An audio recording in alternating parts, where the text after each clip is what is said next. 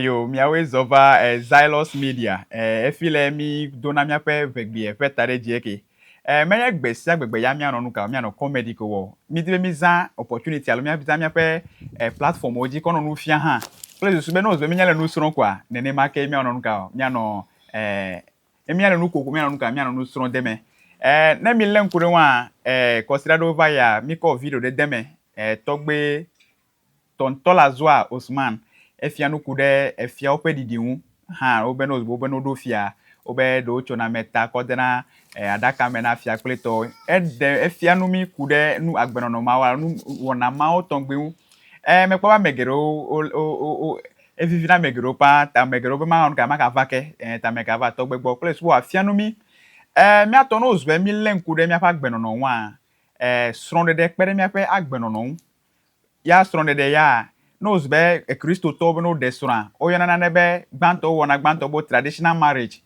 velia he plenedo a o be court marriage alo wa wona social church vonos be elenkudo be traditional marriage traditional ya kwenye nu ihe mi atogbo wo vai alo ale ihe mi atogbo wone apo wa konka solimeto to alo ayepe vuo to ko pe tamele togbo bo ma bi ebere e mai mehe ayepe vuo pe sron de konu mel no ayode leke mi atogbo de na sron ape gbegbe mi da sile un vale yevu to wo ha nos be do anyo be mi da sile yevu to pata ne mi akọ mi ato alo mi akọ to vire akọ mi ato ko pe a nu ka we yin na jile soro de fe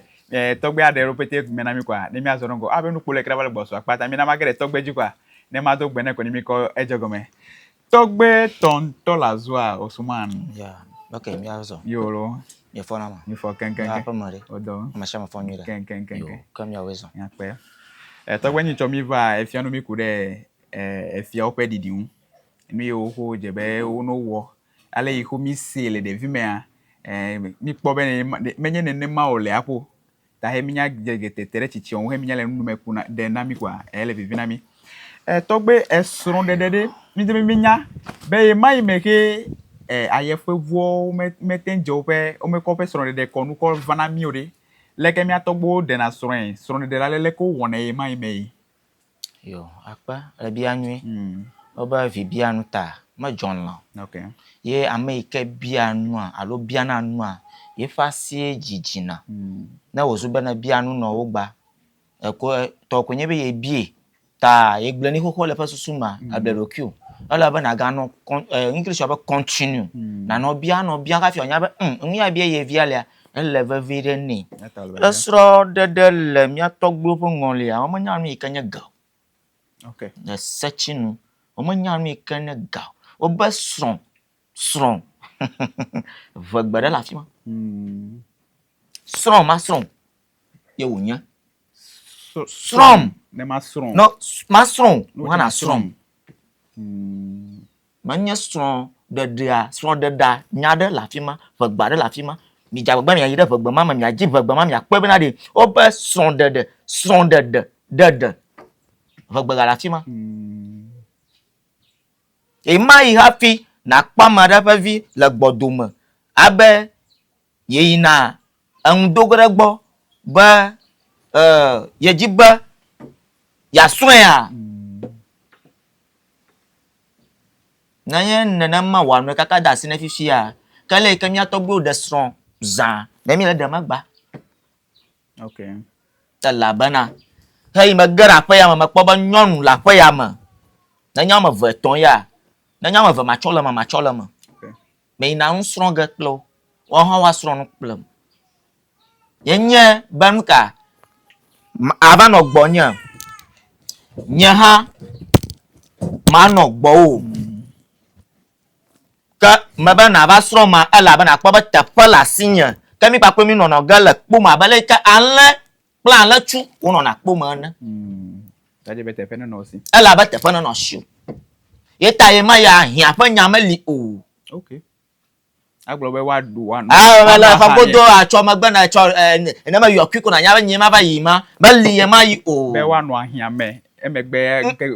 kekere osinu alo pe osinu afo ado family awo emeko jas ma kama gbe apo nyonu via ma ja gbe ne tonye ikaji ba ma po nyon ma da la pasia ma okay kama jibe ma srin ihan na sron Ekaraji ba nyom vi ma yekpo enyu ne ya. Eto ha gbo enyu ne ha nto. Be omlabi nyom ma yekuna da. Afoma ma enyu tukara da kamera afoma mo. Ka nye to la be na to poge. Ba vivima. Kama owo enye akaba po nyom na to a. Nyom to ha via yoga be. Abra viva. Le Jessie tu vis ma. Abo papa ma Jessie. Leke na ekpede enyu no a. Majiba ipa premier sonia no ni wi. Papa. Manyu no mo. Okay. Ka anu yi ka jojo ga ti anya ba anya. Ntivia etwa. Bla nyonu via etwa. Mi le dodo ga ati wa ba do no gbo. Okay. Happy no ba do no gbo. Enu ntwa e ga soro yoga gbene ba. Comme la vie est toi bombe. Il dit be yakko yo viana ovi. Okay. Leke ekpe. Kana nono madaka macho nomo wa nona gba ma bu nchi akpo. Okay. Kan no ha ina via ha yoga. Ntuvi ma. Ejesi abe ekpepa. No kon fa no yi. Aba wo fam ma eji be asron lagbo ha na ba som le gbo. Leke na pe. Oh, dada na mi bia da sireje kwa. Okay. Nyama yi. Ye ma ya wo le na nyom de na hoi. Okay. O mo cho na ku. Mi apo nyom agbodon fi aka anu fofo pa. Aba play nka windomi jisuwe aba kokoro ko mo ni gbere. Kano lem ko ma ko be mai me etopuli no ji o la opete o leme. Wo le men. Ape okay. Wo we do kwa pro nyom ya fi on tu yara. Na me lu kwa. Na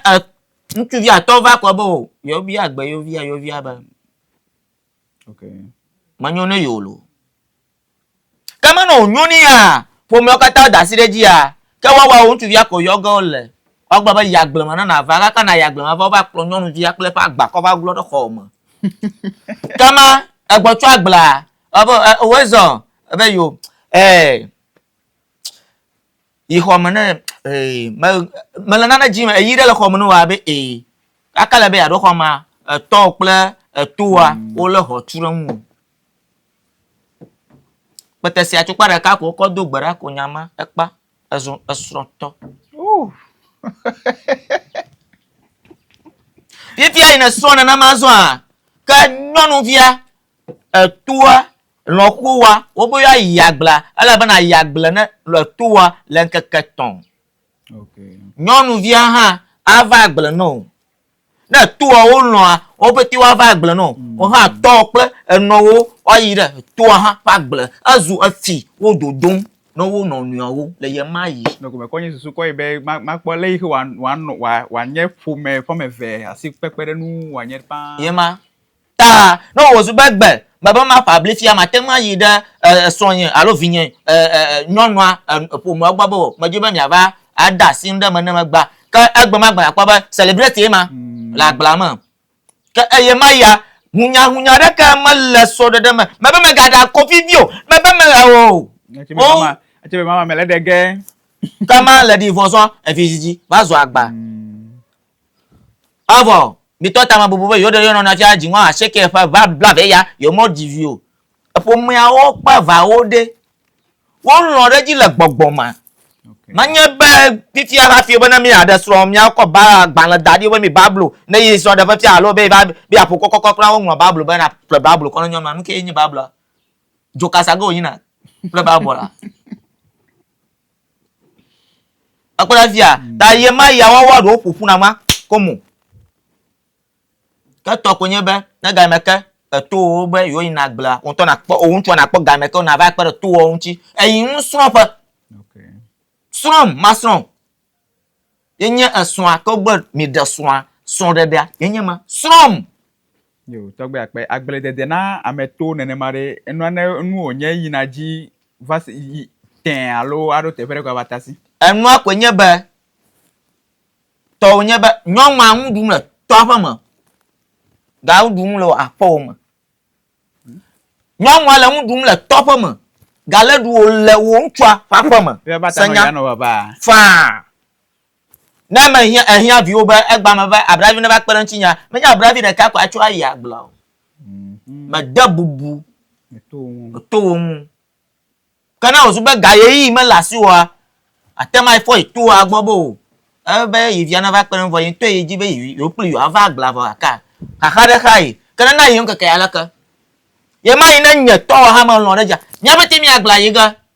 na mi ke kwa mi checha kwa mi bo ba Tano zbe nyɔnu le ŋutsu gbɔ, ŋutsu ƒe xɔnua, ya nyɔnua etɔa ehiana kpekpere una le via gbɔ ata. Ale ba ba gbɔ na via ba o. Aba tu nye ŋutsu abe, bedze be aƒenɔ wa, ova kpe ɖe ŋutsi tsɔ. Yo eto me si, vɔ gake ɖe, nyama ɖe asi ɖeka wa yi o. Ke ɖe etsɔ ma ne yoa, vovo me le yo ŋu. Ke na yo ŋkeke ya leke. Alo ne me le me wa, ma dɔ nye ƒe xɔlɔwo. Wa ba kpere ŋtsi o. Ne ma wo zɔ le woƒe ŋɔlie ma. Ye ta wo gbɔ be du sɔheviwo li. Ene ɖe srɔ̃ kwa azu sɔhe menɔla. Okay. Tɔgbe akpe fifia mi le srɔ̃ ɖea, fifia nu ma ya me ka kpɔ mia dometɔ ɖewo me ekpɔ. Vɔ nu ihe mi va tu fifi la nye be ne Kristo tɔ be ne wo ɖe srɔ̃ Kristo ƒe akpanu adzi alo yevuwo ƒe srɔ̃ɖeɖe mɔnu ya mi nɔ srɔ̃ɖeɖe. Oyɔna ɖe gbãtɔ be traditional marriage. Traditional marriage ya nye yi ke ƒomewo ƒe eve va dogo. Ke nu yiwo ŋlɔ na ŋutsuwo ƒe ƒometɔ be no ƒla wa ɖe kɔfia dze ƒomewo wɔ nui. Ema yi me wogblɔ be ema yi me eganya ɖeke me nɔ alo de fia be ema yi me nu ƒeƒle nya ɖeke me le abe si he fifia mi le miaƒe traditional marriage wɔa. Ma gblɔ no kpi ɖe bena ɖe. O menya nu ma o. Ema ya agble nye wo tɔ. Agble ye nye wo tɔ. Ne wozu be me ɖeviwo, nyɔnu le kɔmɔnu ne ma kpɔ be nye tu wa me ŋlɔ ŋu da ɖi me kpɔ be no va ƒabli na va gblɔ na wo bena ɖe. Me dzi be abravi ne va ɖa kple ŋuɖala no wa kɔ ya agble nem. Ne wo ŋutɔ vovo le asi wa, la va kpe ɖe ebli ƒala ŋuti, wa ƒabli. Ne egawi ɖoa, wo ŋutɔ vovo le asi wa alo vovo me le asi wa, wo ŋutɔ gate bua pa sɔhewo, wa va ga ebli me ne to. Faa. Nenema ke tu ha aga plan nti o kaka na ya agble wa. O ŋlɔ ebli ko agble kɔri no vo. Nenema ŋɔ le ye ma ŋɔ mo nya be ba yi storm na be o be fifia be fori drinki si rapu whisky awo o to ko ba mi pe akpo jijo le ti e ko ha ko pro ka do gbara kwa mi me pete bi akpo jijo kwa e ma ya mu de tin le gbama o para o yi ko be nyrovu ko gba atari pe vi ma ko tututu ko o no ko o ka se ngama kwa abo ela be nu yi heta me bia nye be to ko ye me na bia li kaka ba do ko se be ko sile to bo yi me ga po to po na yina na nye blia livo nka na ka do kuna abe ji ndeni ko we ma la ma yina da nu yi heta me bia nye be fifia so hegero me ka tele sro do ela be nu yo ko àwọn asugban pa e no ko vi on to no de to gba pe muslim to we mi ka ta nya nya gba be muslim to wo lengo na mi la be enwo do so le mi to gbo gbo wo de na enyo mu amafe ton la apare ka me na ko ma bia bia o de na nyonu amafe ton la apare ka me na ma bua because onyo be ntu apoga alo nya gbedela yo mo ji be no ba de nyonu le ga de nyonu fu ma re ke tu kala na ma jore pa pe yo vi do na fu ma ba nya yo vi ota na bi apore amafe ton kwa ba alo pe tele gan ka nyo be nduduwa e ti fi ma tu kala de ke me ga le o baba mulaga ko mulaga ke ma ke me nene ma wole ma akpe fifia no america me ka tele esron ve de fifia no nya de esron aye nwa nwa sugbori mene ne makra o ba gbale yevu sron de he mi ba hodema ebe polygamy yevu gbo si gole yo ma onya de sron ho me ve kwa polygamy o we o nyena na ihe enye no bara be polygamy se sin no be no voin no zbe mi atogbo o nya de sron ho me ve kwa no voin vo me kare jibale ko ponu a mi atogbo de na esron de ka eve anyonu de e mai mere nyonu amchu data de esron no vio me ve alo esron la pet eve la pet ka kara mala nyama mu e ya ta nyo mi agbo fi apo mo sron le asa ma via aba eto fe yo moto fa nyon eto fa yo moto nyon pa vi o watandi ayo se via manya nu vo e fia be ejibe peace ye ma yi re gbodo ma be ko mbubutu apa tapa da ko ba da me chonke ko wono wo jumle no bi wo ko nkumo wa asu ba banye npe na ota ye uba vodoma Se susulu si ta ona o yo no vio e fi ba we are gather friend ne do aba na wa dio ta enwa wa manya bo do flo mata na nwo le jojo ma no nye be do jojo bring things what an solve pepe ni what asa ma via enwa do le from beginner ayo idaji manya be fiti e o zu be anwujuru amaye o nyon ese enwa do pe pe makani o pa makani apego pe ayo bi amie ko amie pra mapa pego anumita nya to gbomo nyina la pa mo agbe o nyina la le tana be ye nya en la plela va ko va du ga be ya plan line ba ko la du amom o la ba sa o nya ko po mo nyina la le okay okolo ko po mo nyina le egbe mi ko nu pete ma po mo yi re agbe ba si deta le deta akoba du amom sa o nya na yen ame enye edu pro ba tutu ke be o daide edunu alo enye nka so heavy yo ozu be sro ve chode be si deko le deta ko ba fo me ehanya ba fe ele be na pro du akata ale ti na ma sha ma le joma ala be lodu mu onye okay asema lodu mu onye etana yi agbla ro si na de ala agbla aje ala agbla akle wi have you ever clean agbla akogbo ba fo me okay no click wala agbe ma fo adure ba have you adure fo me ma yi kura ba po de eyi o jele nti kura ma po le dumo ko fo me na yi ka je ba po ase yo onye togbe ape mi adi ngeke wo ava kenu iho mi atogbo chirele ma yeme abi mi leseto ami akan lo pete fona togbe no ma yen nu adole we be Osman le nyaglo le nyaglo bona ne na mi le e mere ya pete glo amayo mo nya ha le sro kura ga la joru anu me nya o me nya togbe ape no zben chukle nyon wo le abe sro to a wona do alo agbe no do to na me mi ono gbero do be afodegbe afofofo na me nyame na me vele so le gbe me ya wa forget gbe me virere gbe mo nye so la kwe ko ya fo mo to gbe gbe ma ono do dua gbe ma ono do dua me no go meso e la be anglo to gbo comité no gbe ma sele po nto nya gbe e to meto le nya to meto mi gbe ro ku me no le do la mete no go mesenyo afodegbe no kan ya afodegbe po bana de abe mi papule any time globe na me debe ya de strong na strong nuwa me ga futare mo e wo ya le ti le kolomo alo me kolomo le va biata e je si jilawa e ga ko koloma ga ko ina ma bubu o da fogbe cha da fogbe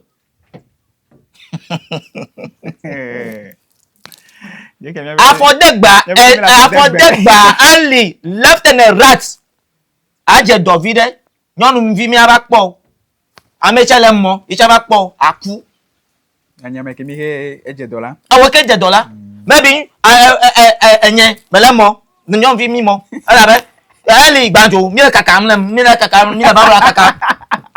yifia mi pe ha mi ga nye friend yifia we ma $1 nta mo nyon vi ma mo gija ye we nya ma ba po icha ba po maybe gbe ma gbe mi over mi ba dogo pla o ma nya ba mi pa kule ha move me tere kala mi ado nya ha mi nto mi ba sogbeji ma nya ma sogbeji ha le da po na sogbe bi aji o fifia ye ma ba dogo kaka mi ajo ya fun me ko do asese no jije ko cho e da fo gbe be amem anu mi ta ye mi atogbo protect no do kwi ala be ye ma yo na ha bobo ho fu na fu protect o protect no do kwi be ye ma nya ba komla ala bla bi gbo mo tare po no via se ka ko le na gbo to wali de ho no ya ju wa pa nya be wali de ho kana ma de pe la tira la te accept pa mama wa hire bom yo ma ba hon o ha mere hon nka ye police station nka ye court ye ma court ma le o ti apa ko yo gele apo mi to no mi ra doju beto na ha gbo ala bele po no vi o fe so ma nya be ye ti le o ye se ba o ye di ba ka le pe kulu a so gbe ji abi ha ta jo kala si wa lo nka ye o fo gele ti apa o lu ta no aso jura moto mani bono amana sa gbado no via no ku kwa ba nya juro moto mana wa juro mo ne wo dalo ba wa mu ka fa to nu togbe ape nyemeko no zbe nu ma ojo ne ma na no le ko tutu ne da ne la be anu le za manye nyele blogo amaye onya ma chichi olo YouTube oji no glo na mi na mi asa manye nyam ma wadodo goto fifia ma globa fifia ma le fu 100% ala ba mu yo jo jinya ka fi me ga gbagba mele vim na do kunye na me hin be ya idafo alo lekeleke na be iwo nye de kajevi egbe aponu bi be ye bi afo sogbaji ni omyo to be sogbaji kwa ebe ya ye papa tamane bi amo no kuruma kwa be ponu a na no nya bi na ri gba ko so kana na no je na wo mla eyipo me gbabo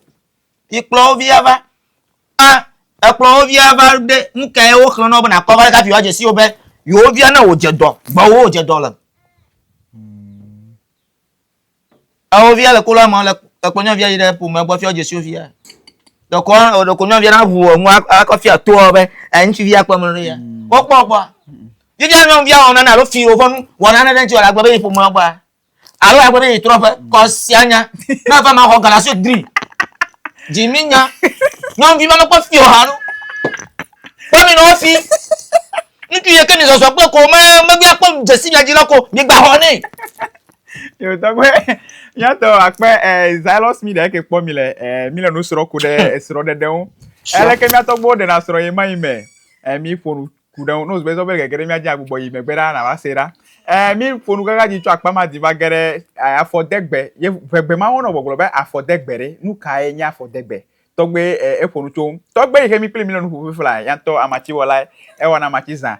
ontonya si ho ko fonu na pa mi bete mi da fogbe ho wa mi le yi ha mi bete mi da fogbe tanu ihe wo konye be togbe fe na ba mi le down le fuma alo no nya gere mi ajikwa ne sianu ne nya afodegbe na ne ke wa lo cleansing de nu sianu ho di be togbe na nya wona ikwa akọ number le fuma na nya gere mi ajikwa akere togbe togbe for example man example de man example hon nyachi akoji mi le nya togbo won le a wonu agblema yo va dogun na le hape fo na no aya ma se ma amako na furo doma e va dogun na gbogbo la agblema e ma ya nya togbo agblenya obonu o mo have na tam no na pa mu sukwa hameli o manya bi ga so kwali o kaka gbe jona si ba la ko ba lampo jeje ba ngoni jeje ba na ba mi je si afo to afo na afo happy na po fo le maka gbon po han sumogle o nyami chona la to a woman ala do to honta aba peje happy e ko la wa ba pe le peje akọ ba ho mi kwa ne to woman ata of gama aba do honta egbe ko fu sese megali o e ma ya so moblo na so sana na magaro nson tawa igolo me na si na kada ji nyele gbon na me ake be ye nya gbon mele melamu wa na yo mele ready abali ko tuklodu magbo mele bi fi tuklodu na le won ko gara fa ma afi wale ti ado si jia etae manya awuja do ko afi achona ko lana awuja ore ni ala awuja mele yin tu ya la awuja mele yin awuja lo ra si hele me wonu mo di fi o manya ba hele mo ri so mo glomi wo ba ka fi wa po na chok na de kokoro gble coffee gble o yin meka kaka ba wi na ma mi da si baba panya nya to gbo dogo mu po anu mo dogo a o gbo ba na jivia chonko ne be mi da o okay chonko ne be abra yo bo shinko we onya ta we ma va po de vi ma le gen ma nya be vadu vi o ala ma do vadu na kana pota le so si seji le mo vadu fa sron e da fo gbe mi ya le ka won ma be ga ba nyom via ba gbasamu a avo musian glo no abo nyom via chan ye so son play amu o me dogo nyom via mu so so na bo vi ba dogo ko via ko chonko le mo vadu fa sron e mo tron sron ma gba ba tron sron na mo ezo afodegbe kana mgbe amla yin no ko bo je nyom vi ma pala no mo alo no bi amla yin no ko bo je mo mo la no mo e je so gbe ha la no mo ala be le fi amade sron ele be na ve po jila wa de nyom vi aba si le tron ma ba sim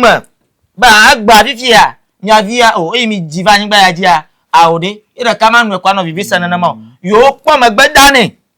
yo po magbeda okay Jeje be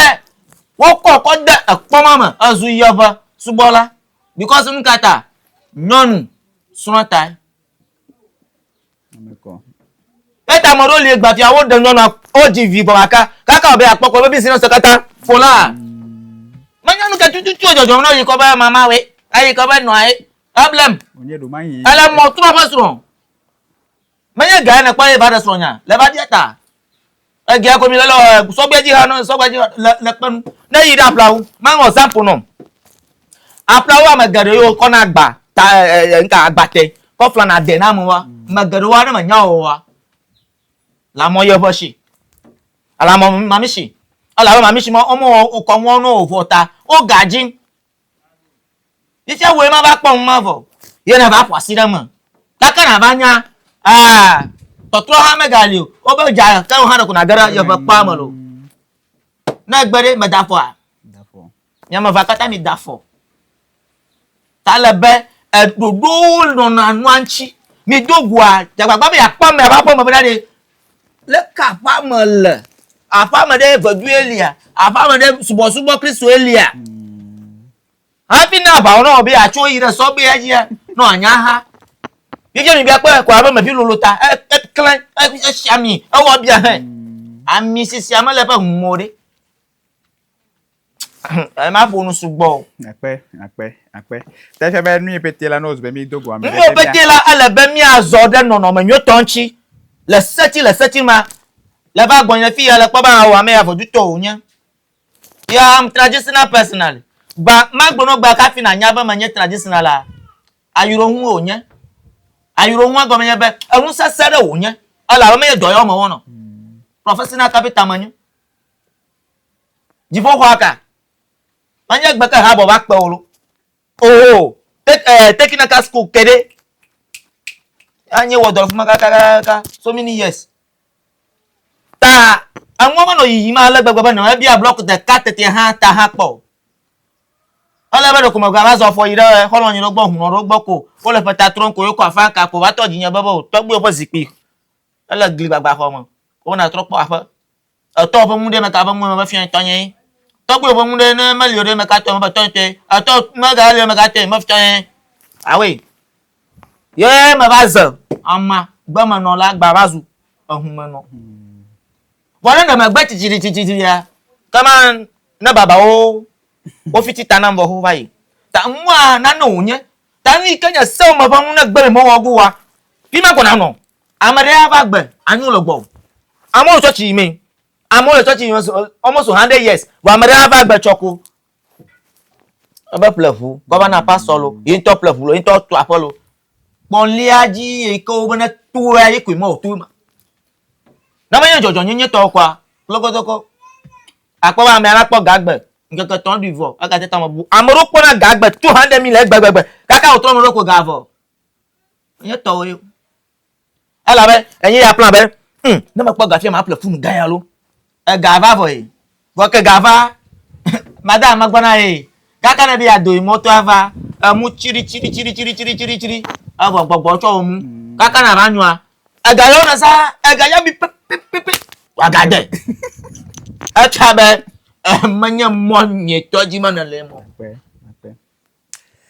to gbe ape mi ako egbeto ko SFI mi ka be mi amegero mi sronu gbagbe lo gbo mi ato mi ka poto le Xylos Media ko fi le mi udona fe gbe fe tare jeke ale ko mi ano we ke gbese egbe mi ano gegere togboji ano no sro lo gbo menye gbese egbe ko mi ano yin ano agbale ma hlo mi na mi sronu kure mi atogbo fe nu wona o no so bo bia obe nye vevi ya obia obe menye vevi yo bia ona ne kude eve o fe nu wona wa lo na ne yo ke vi o wo e mai me he o mejore atako nu chuwa se o menya on to fe history ta mi na mi tere togbo nkwa na mi sronu lo gbo na mi biagbo na ayi church atan church fan va still onya nye vevi ko jimi na nyanu ihe nya togbo wo vai no me ka pomore nkonye ne follow mo nye ke o ka yana be miss izokokwe nya ka dogo